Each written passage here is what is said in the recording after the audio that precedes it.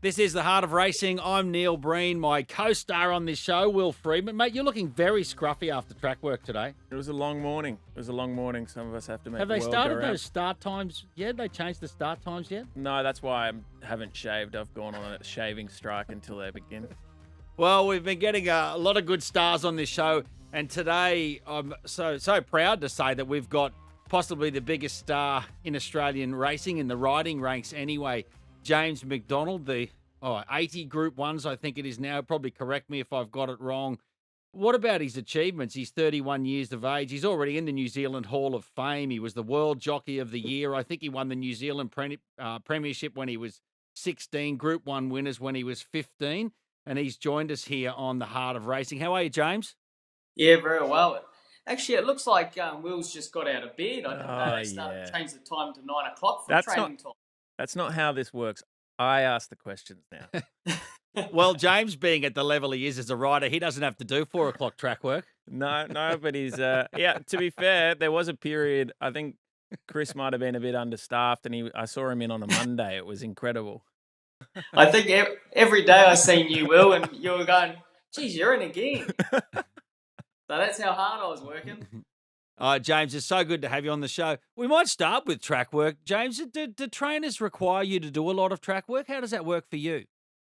Yeah, they do. I tend to try and do Tuesdays and Thursdays, but probably leading into a spring carnival or an autumn carnival, you might, if the trainers are galloping on a Monday, you probably pop in and do those sort of gallops as well. So it's just when you're required, but I don't mind the track work in the mornings because obviously you're getting a good feel of what's coming through the ranks and how they're preparing. So yeah, we try and do at least 2 times a week anyway. Yeah, and just in terms of track work, do you find different trainers sort of, I think I'm stuttering a little bit here, but what the difference is from trainer to trainer. So you do track work for Chris Waller on a Tuesday, and then you might go to Randwick and do track work for Peter and Paul Snowden. Tell us some of the differences you get from trainer to trainer, horse to horse. Oh, they're all pretty different. Like Chris's structure, probably like yourself as well, is that we have to ride them from the stalls. So you're on. Well, I'm on Chris's horses probably for half an hour. By the time you walk them from the box, you do their work, give them a trot, do their work, and then walk them home. So you're on them for a half an hour. Where at Randwick, we basically meet all the horses in the middle. So you're on them for the 10 minutes that you're working them. So you probably Rosehill Way is a little bit different because it's not as quick and you don't pump through them as much, and you probably have to really consolidate who you're working for. Basically, is you only have time to do probably 4 or 5 in the morning at Rosehill, where at Randwick I could probably rock up there in the middle, do 2 for O'Shea, 2 for Snowden, 2 for Michael Freedman. And whoever else wants to throw you on. So a little bit different structures there, but everyone has a difference here of how they work the horses and what suits the horses at the time. But obviously, if Very Elegant was getting prepared for a 1.5 mile race, well, she's obviously going to do a lot different work than a horse like Nature Strip or Home Affairs, say. So yeah, no, that's all different, but it's really cool to get a good understanding of what's happening in the mornings and seeing where all the horses are at. What we want to get now, James, is an understanding of where you're at. It's been disappointing the last couple of weeks, obviously, with that fracture in your leg that occurred from the fall at Wyong. You unbelievably rode the next day, and the punters got out when you got Casablanca up in the last, and you had that break. How are you travelling? Have you got a return date? Yeah, I'm going really well, actually.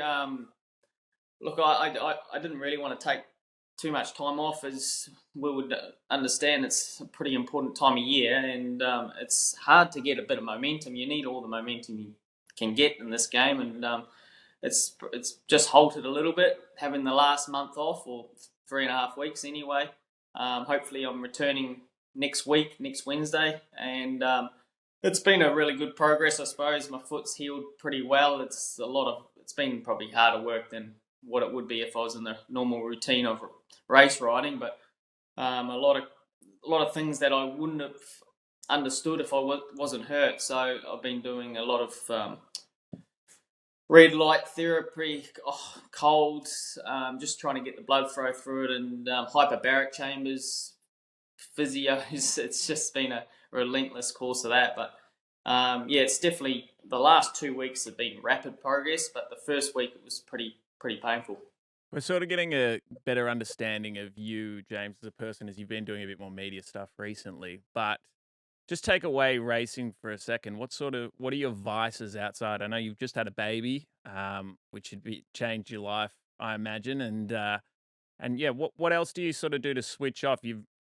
I wouldn't say you've been an enigma, but you probably only in the last 18 months have really started to understand who James McDonald is. So give us an understanding of what your upbringing was like and what your sort of interests are outside of racing. Yeah, well, I've been growing up in the game. Basically, either half my family were dairy farmers, and others did the horses as well. My dad was a jockey and started training, so I grew up with the horses and the cattle on the farm there in Cambridge. So obviously, everyone knows Cambridge is a big racing community that has its fair share of success anywhere in Australasia. So we grew up around there, had a great grounding. We had our private track, so I was basically on a racehorse. I was probably at the age of 11, getting towed around there. And then I was jumping out at age 13, and it was trials by 14 and races by 15. But really had a really good grounding all the way through. But we've always been around either horses or the cattle for our childhood. And so I did my apprenticeship there for 3 years, and then I come over to John O'Shea, which he was unbelievable to me and still is. And we've become great mates ever since. And he's probably the one that gave me a really good kick along here in Sydney. But to answer your question, what do I do outside of racing when I'm switching off? Well, I love the game, so I live and breathe it. But I enjoy golf, but like yourself, I suppose. I reckon I could beat you off 15 too. But anyway, you're not getting 15 from me. That's not happening. You're like James Cummings, Will. You just don't like giving an inch. No. James is a far better golfer than me. But I don't know. Mate, he plays 3 times a week. He plays 3 times a week. How does he fit that in? You're not a short half head behind him. To be fair. Shut your mouth. Yeah. So no, everything. We tend to keep pretty busy, and now we've got Evie here. He keeps us pretty occupied as well during the days. But I could safely say I've had probably every chance to reach my full potential, I suppose, through the good grounding I had back home in New Zealand. If I said this to you, what does it mean to you? Johnny the Sand. He was a ripper. He was my first winner at Te Rapa. You were 15. Yeah, so small too. I think I wouldn't have been any more than 42 kilos wringing wet, I would have thought. But I was very small and just had a real love for it. But it took me a while before I actually got my first winner. I think it was about, I'll be only guessing here, but it would have been more than 25 rides, but maybe closer to 35 if I was having a good guess. And and that my first 5 winners was for my father as well. So he was the only bloke who supported me back then as well. Because I remember I was at Pyro Trials one day, and I said to Murray Baker, who ended up using me a lot later in the years, but I said, Mr. Baker, when are you going to ever give me a ride? He said, well, I think you should start eating more pies.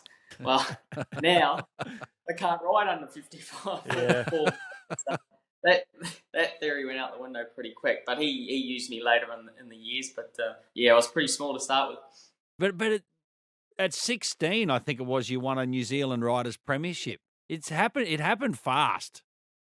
Yeah, I got on a roll pretty quick.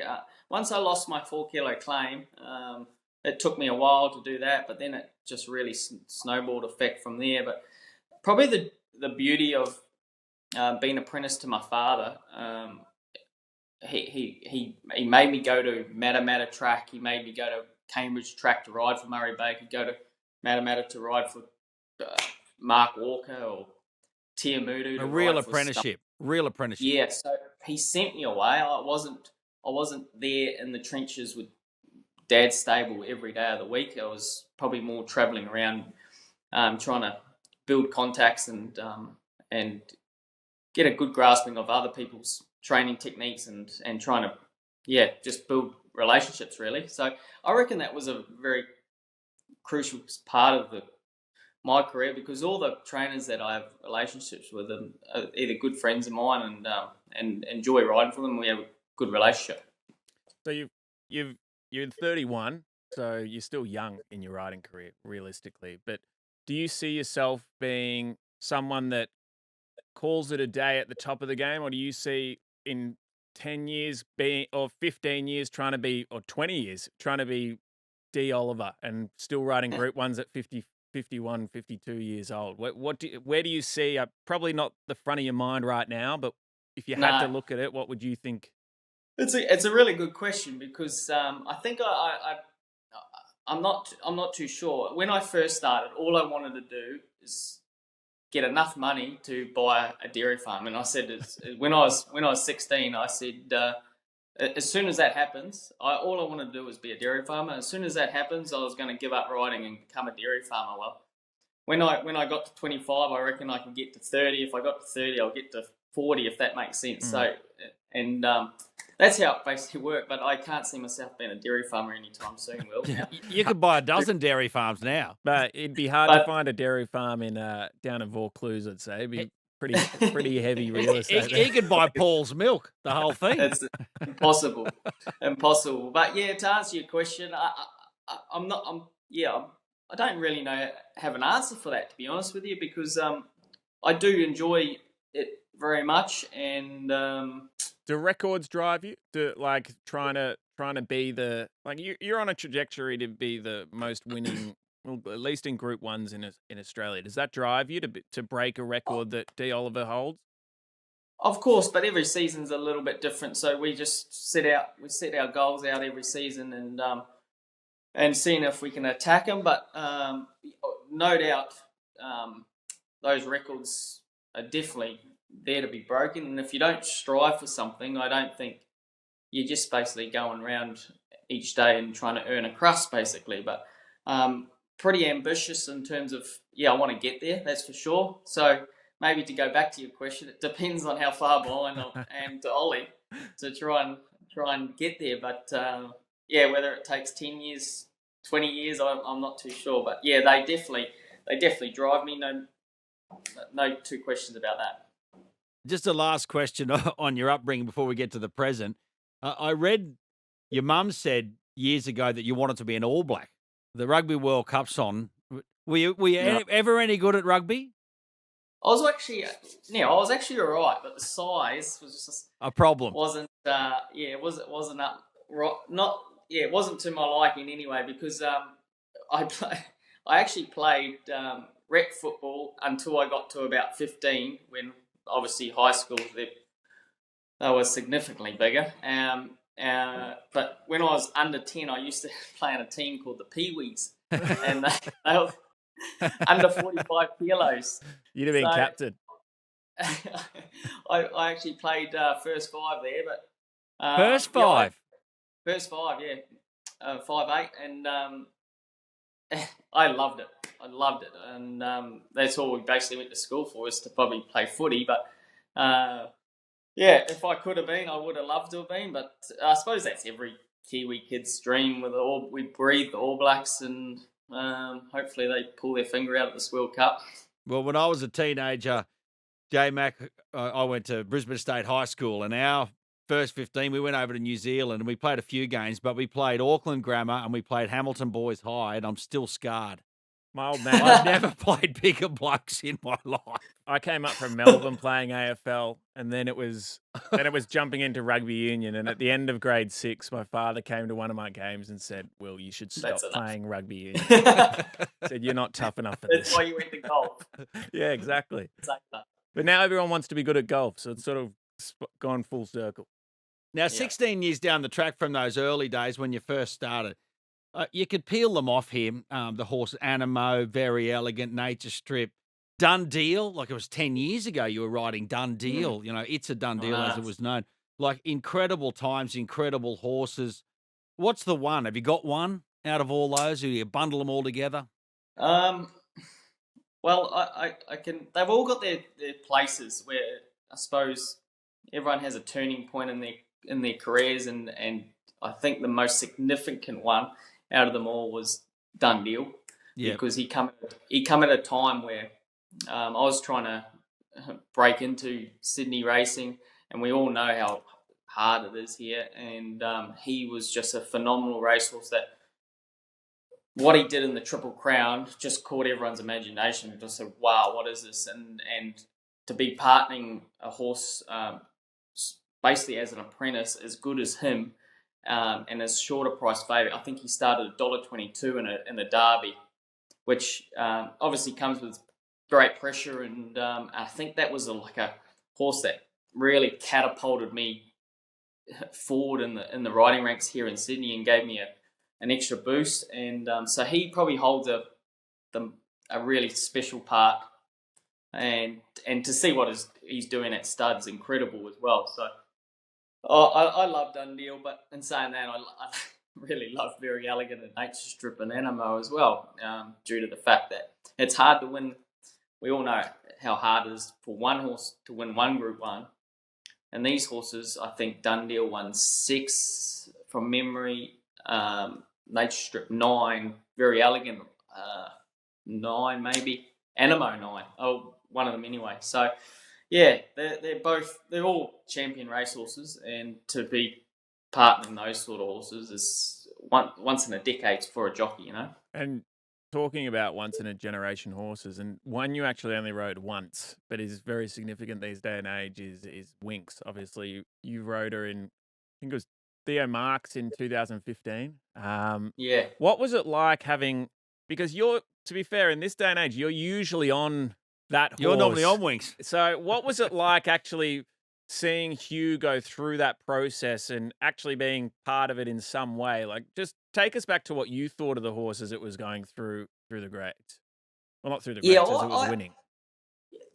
Will, I reckon because Huey and I are so close, and watching him and Winx go through those several years that they were so good at, I think I learned a lot of that, because I was sitting back and I was understanding the amount of pressure and what Huey was going through, and we all know, we'll never probably see it again for a very long time, that he had this massive weight on his shoulders and he handled it unbelievably. I don't think there would have been anyone else that could handle it as good as what Huey did at that time. Same with Chris, but the amount of pressure was on him. And then we found out, like, after Winx retired, basically Huey had a break. So that's how much pressure that was on that. And to watch him go through, I reckon I learned a lot from that. And I'm not nowhere near saying that Very Elegant and Nature Strip are nowhere near that kind of pressure, but it actually helped me handle those sort of occasions as well, because I was outside looking in and I could see what was happening. So yeah, I actually admired what he did with Winx and that, but yeah, what about Huey just chopping me straight under the neck and getting under my ride? One win, one ride on Winx, and I still couldn't keep the ride. Did she have a motor? I got to ask you, James, did she have something? Like, you only rode her that one win. What did she have? Yeah. Neil, it was funny because everyone asked that similar question, I suppose. But look, she wasn't Winx then, if that makes sense. Yeah. It was I think it was number 5 in a winning streak of 33 or whatever it was, and so she wasn't established as She wasn't Winx. She was just a really good horse that might win the Cox Plate that year. She was actually just on her way, and no one actually realised how good she was. But the day I was lucky enough to have a ride on her, she come from an impossible position, and at the furlong she still couldn't win, and then all of a sudden she's bobbed up. But that was just the start of maybe the announcement of Winx, because I think she started short price favourite in an Epsom straight after that with Huey on. So Mate, she was phenomenal. I couldn't believe the acceleration, but she had it all, didn't she? She was able to conserve energy wherever she was in a race. She could absorb pressure from a long way from home, and she had an unbelievable turn of foot. Weight for age horses. That's basically cut and paste with Winx. When you talk about horses, like I know we're talking about Winx and not quite being there then. Who's the one horse that when you first jumped on it, you went, "This is it. This is the Rolls Royce. I'm on the Ferrari. I know it." Like, which horse gave you that feel the first time you jumped on it? That's an easy question because it was Animo straight Really? away. My first ride on him in the Sires Produce Stakes, and basically cantered to the start, and I said, "This is unbelievable." When I got down to the 1200 meter chute, or just prior there, working away, I pulled him up for a trot, and his swag was incredible. Every shoe, basically, when he trotted, it clipped. It was amazing how supple he was, and Do you he smile just when you're on horses like that? You just I do, have a yeah, wry smile. You're like, this is it's all done. over. It's all over, Will. I'm waiting for one of But them. yeah, he was the one because I remember it vividly. The exact spot on the racetrack where I said, "Well, this is just unbelievable. This horse." You saw it right next to you. Like, you've ridden like Hartnell that many times against Winx. Yeah, I have to clarify something with you. I think there was the second Winx Cox Plate, yeah. 2016, and you decide you're on a great horse, Hartnell. I'm going to sustain a long run. Now, what did you say to Huey when he ambled up outside you on Winx? I've read about Well, this, and you're think I'm on a Ferrari here, but something's come outside that's like, I don't know what it is, a rocket ship. yeah, 100%. And you know what? It was built as a match race, and it sounds stupid, but we actually thought we were going to win that Cox Plate, and it was short lived. But the build up towards that was phenomenal. Hartnell was coming off a demolition job in the Turnbull Stakes, like an incredible performance. So we actually went there thinking, wow, we could beat this horse, Winx. And I think I was on the Tuesday prior. Winx had a gallop at Moonee Valley, and Huey, we had all the media commitments leading up to that afterwards. And you know how cagey Huey is. He keeps all the cards close to his chest. But he actually let out a little comment that I thought, geez, this horse must be flying. He said at the furlong, he gave her a click, and she would have run through that brick wall past the winning post at Moonee Valley. And I'm thinking, Jesus, she must have worked damn good. But I think Hartnell's flying. It's just, he's just going too well. But they jumped out, and I was in front of Winx, and I knew Huey would be stalking somewhere, but I didn't expect him to join me at about the 900 metre marker at Moonee Valley track, and he just sidled up. The first initial movement, he actually didn't get to me that quick, but all I could feel is a horse improving. And I've had a little peep, and it's this freaking white bridle. I'm thinking, Jesus, this is bone crushing Waverley Stark about to happen. Yeah, and so I gave Hartnell a nudge. There was just a little response. I said, that's all over. I was basically hands in the air and away Winx. And I think she careered away and won by 6 or 8 lengths or something like that. But at the time, I just said, the words were, I think I said, Hugh, give me a spell, mate. Throw me a tow rope, along the lines of that. But, you know what? It was an incredible What a great time. Incredible performance, but it was best, great fun. The best after that was when John O'Shea said he got beaten so far by Winx, I think he still thought he won. Yeah. Yeah. I think that was the best comment. Yeah. What other horse are you looking forward to riding this spring, James? Hands down, Romantic Warrior. I think he's a very good horse, and he's obviously having a little prep run in the Turnbull into the Cox Plate, but I think he's a very, very good horse. And even though he's had to overcome some terrible bloody situations in terms of the quarantine or the scans and everything, it's a bit unfair on him, but he's a very good horse, and I think he can overcome it. Romantic Warrior. Okay. And just before we let you go, just tell us who's given you the biggest spray and which one stands out in particular. Yeah, well, Darren I wanna Beedman told know. us some beauties about Clary Connors. Yeah, who gave you a gobful? It would probably be Alan Sharrock. Alan Sharrock's a trainer that actually Michael Walker was apprenticed to in New Zealand, and he must have had and I remember the horse, bloody goddamn it, critical mass at Hara, which who cares? Like, not really. He must have had a back. He backed it. I was apprentice at the time. I got caught 3 wide on it, and apparently he was up at Karaka Sales. And he was on the phone to me, absolutely giving it to me, and he's throwing a chair across the pin carrot tent. So I'm tipping he was pretty angry. Do you, if you're in a mile race, do you get to the 1,200 metre mark and go, I'm for it? Do you know you're in trouble a long way from home and the trainer's going to give it to you? Sometimes you do, but you try and make the best of a bad situation. Yeah, you're hoping that $1.20 pop gets you out of trouble. Yeah, exactly right. Exactly. Well, it's great to have you on the show, the heart of racing, James McDonald, and yourself and your wife, Caitlin. We'll see her a lot over the spring with all of her television commitments, and you got the baby at home now. Mate, life's going really well for you. Dairy farming is a thing of the past. The All Blacks is a thing of the past. Let's see if you can't hunt down Damien Oliver over the next 2 decades. I appreciate it, guys. Thanks for having me on. You guys are legends.